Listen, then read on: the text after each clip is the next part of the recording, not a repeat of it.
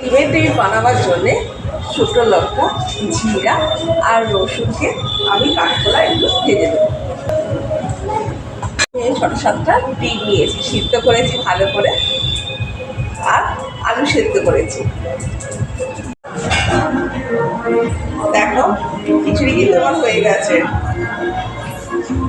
এখানে আমি একটু বাড়ির বানানো ঘি ঢেলে দিলাম। এটা না আমার দিদি নিজে বানিয়েছে। আর দিলাম একটু ধনে পাতা।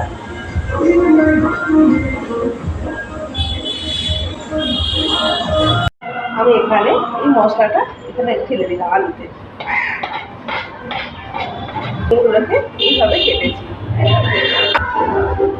আলুর পরিমাণ অনুযায়ী আমি নুন দিচ্ছি।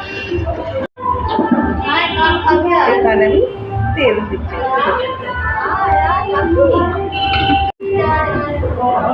লেবুর রস অ্যাড করছি।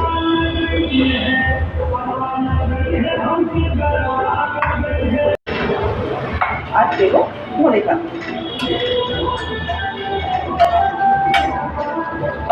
এবার এটাকে আমি ভালো করে মাখিয়ে দেব। এখানে আমি একটা ডিম ভাঙবো।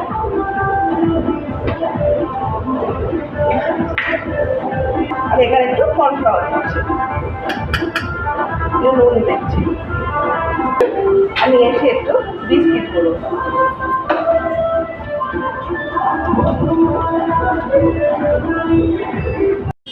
একটা ডিম, আধখানা ডিম, তার সঙ্গে দেখো আলু দিয়ে, এবার এখানে একটা ডিম আর কর্নফ্লাওয়ার পেস্ট দেখানো হচ্ছে। আমি এখানে এটা ছেড়ে দিচ্ছি। দেখো পুরোতে মাখিয়ে দেবো।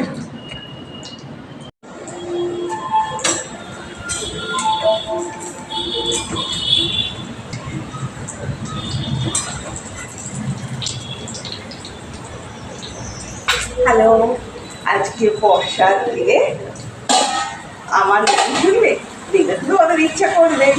দেখো করেছি ডিমের টেবিল, কেমন অবশ্যই বলো।